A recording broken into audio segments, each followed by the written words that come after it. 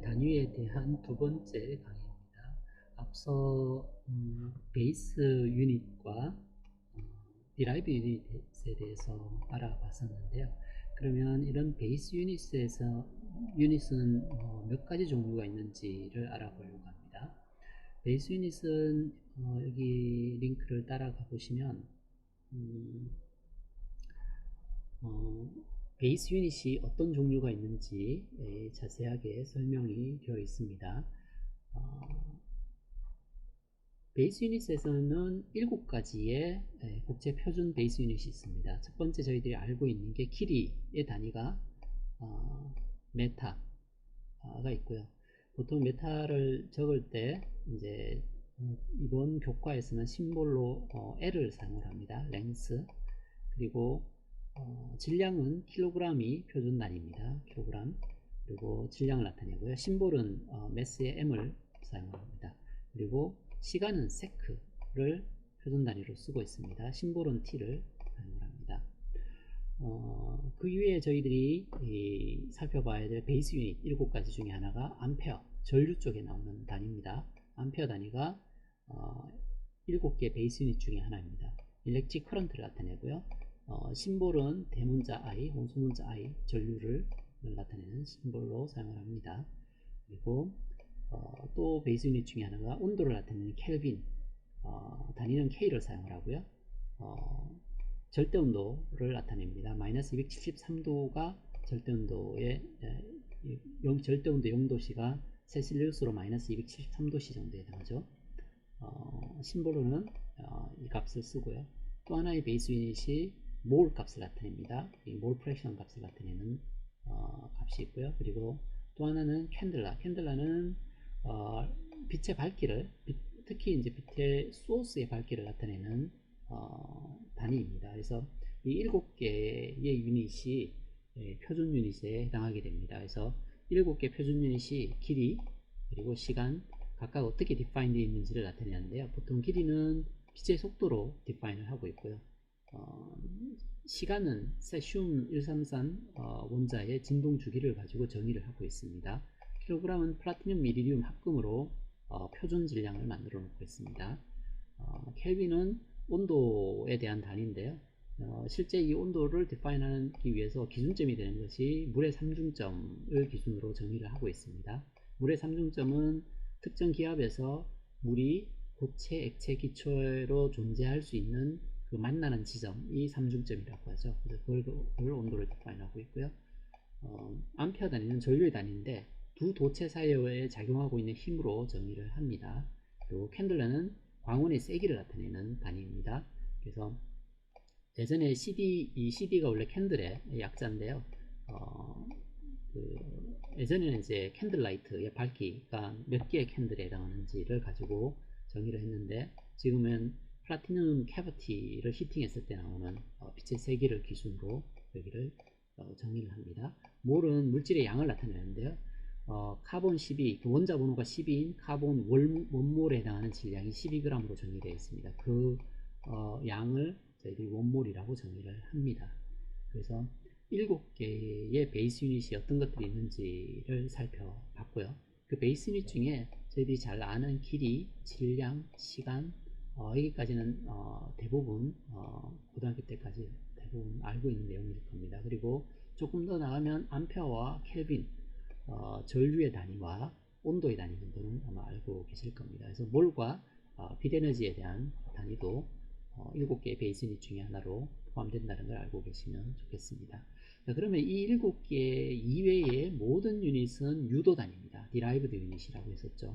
그런 디라이브드 유닛은 어떤 것들이 있는지를 보려고 합니다. 앞서 말씀드렸듯이 연산에서 덧셈과 뺄셈은 동일한 물리량만 더하거나 뺄 수 있다고 말씀을 드렸죠.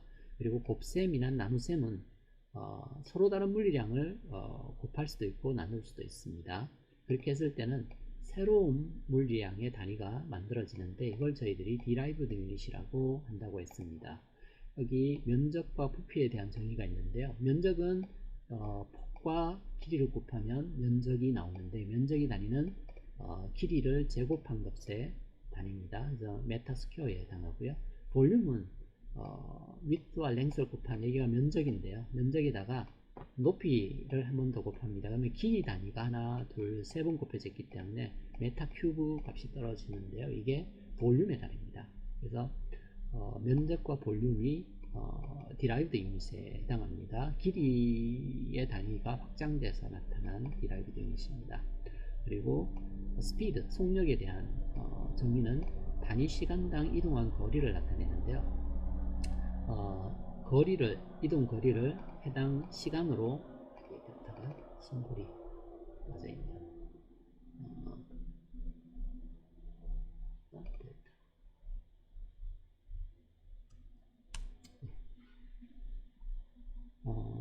예, 델타 V를 델타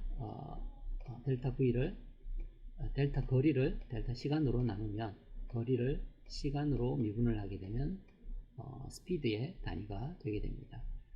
가속도는 단위 시간당 변화한 속력의 변화를 나타냅니다. 그래서 속력을 시간에 대해서 미분을 하게 되면 메타 퍼 세크 스퀘어의 가속도의 단위가 나오게 됩니다.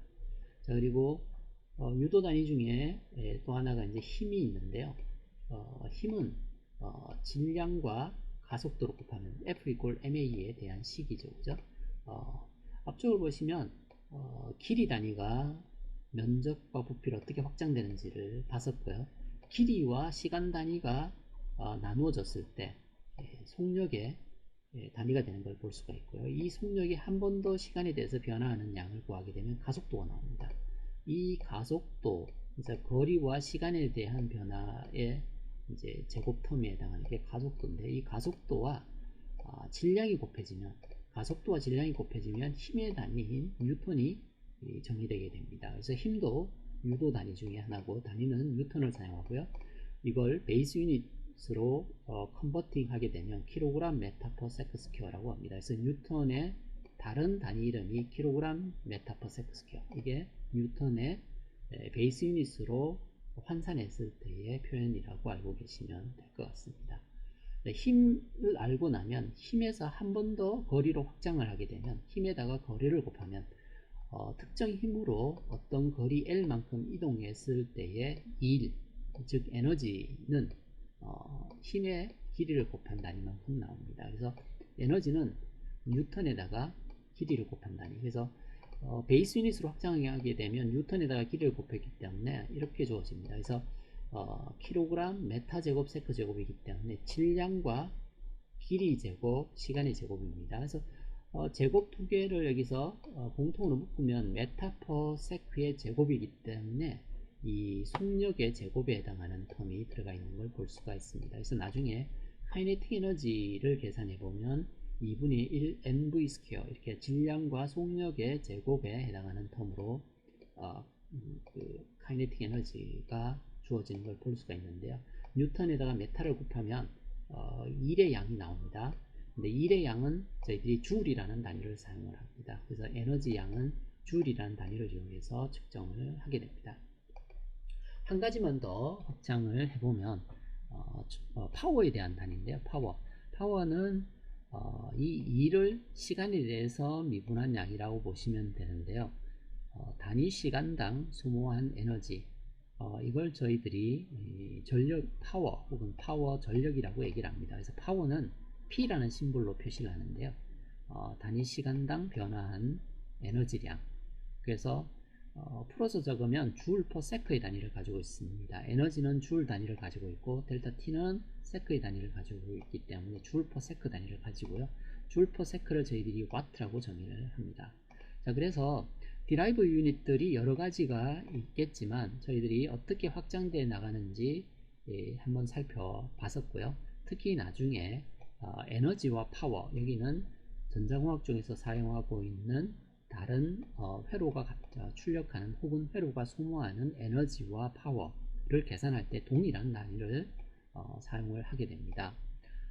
그래서 길이 단위가 어떻게 면적과 볼륨으로 확장돼서 나타나는지, 그리고 길이와 시간이 인터랙션 했을 때 속력의 단위가 어떻게 정의되는지, 그리고 가속도가 어떻게 정의되는지, 그리고 가속도와 질량이 곱해졌을 때 힘의 정의가 어디에서 나오게 되는지, 어떻게 표현되는지 그래서 알아봤고요. 그리고 힘으로부터 이제 저희들이 에너지에 대한 단위를 찾아내 봤습니다. 그래서 에너지가 어떻게 주어지는지 알아봤었고요. 요 단위 시간당 소모한 에너지가 파워라는 것들을 저희들이 살펴봤습니다. 저희들이 어떤 물리량을 표시를 할 때에는 심볼과 단위를 사용을 하는데요. 여기 보시면 물리량 중에 속력을 나타내는 단위는 메타퍼세크입니다. 메타퍼세크를 쓰는데 속력을 나타낼 때 심볼은 V를 씁니다. 예를 들면 velocity V는 3m/s 이렇게 표현할 수도 있고요. 초를 시간으로 바꾸게 되면 그 시간이 이제 그 60분 60초 3600초에 해당하기 때문에 여기다가 3 곱하기 3600을 하게 되면 10.8km/h로 환산할 수 있습니다. 그래서 속력은 3m/s로 적을 수도 있고 10.8km/h로 적어도 동일한 속력을 나타냅니다.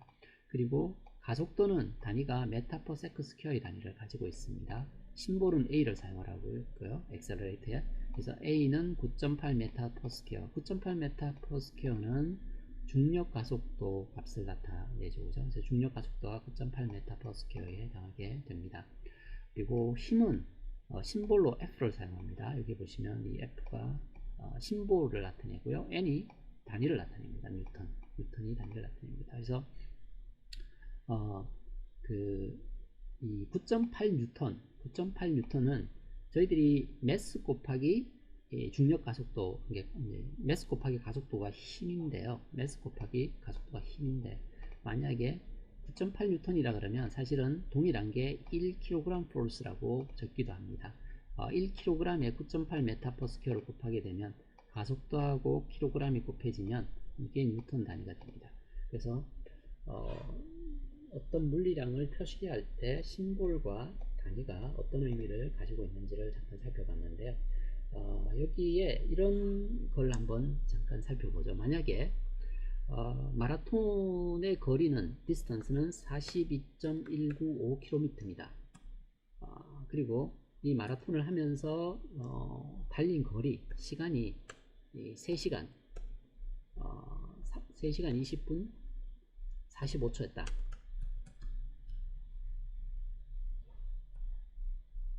만약에 이동거리가 마라톤 거리가 42.195km고 그 달린 시간이 마라톤 달린 시간이 3시간 20분 45초였다.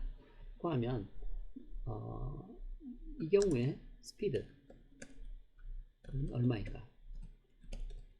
이런 질문이 있다고 한번 해보죠. 자, 그러면 스피드란 얘기는 단위 시간당 이동한 속력을 나타냅니다. 그래서 스피드를 나타내는 단위는 가장 기본적인 단위가 메타퍼세크입니다. 메타퍼세크는 나중에 킬로미터 퍼 아워 이걸로 변환을 할 수가 있습니다. 그래서 일단 메타퍼세크로 평균 속력을 한번 계산을 해 보겠습니다. 평균 속력을 계산하기 위해서는 전체 시간을 계산해야 되는데 시간이 3시간이면 60분 60초를 곱해야 되죠. 플러스에 20분에 60초를 1분당 60초니까요. 20분이면 20 곱하기 60초에 해당합니다. 그리고 45초. 이게 전체 걸린 시간입니다. 자, 그리고 이동거리가 디스턴스 D라고 적을게요. D가 42.195km입니다. 곱하기 1000m에 해당하겠죠. 단위는 메타입니다.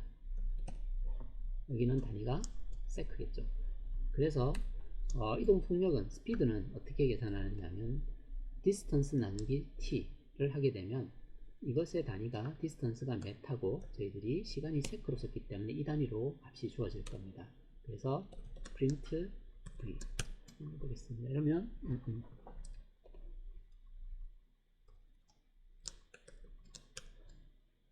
예, v가 어떻게 주어지느냐면 3.50 정도 나오죠. 그죠? 그래서 실제로 그러면 이렇게 될 겁니다. 이건 평균 속도가 3.503 단위는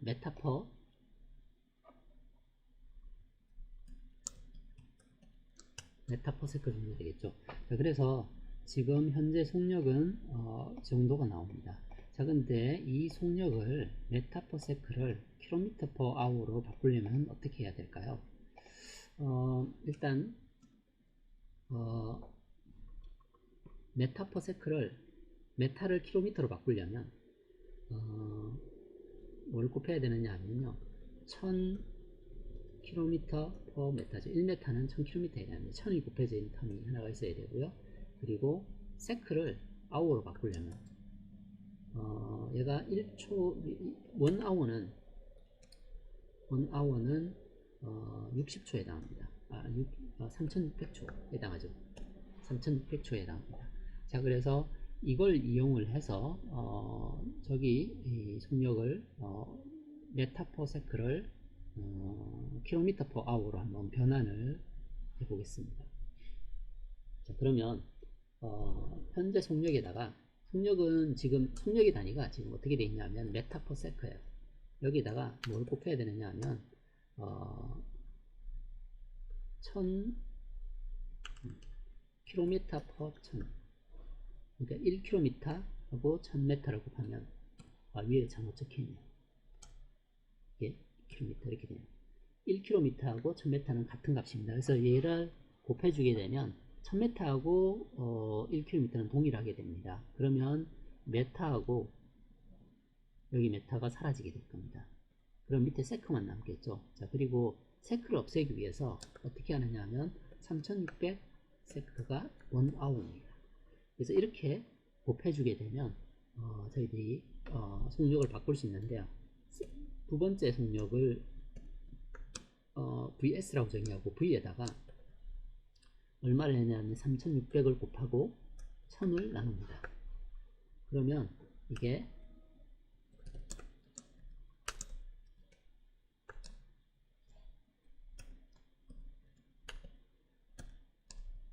킬로미터 퍼 아워가 되겠습니다.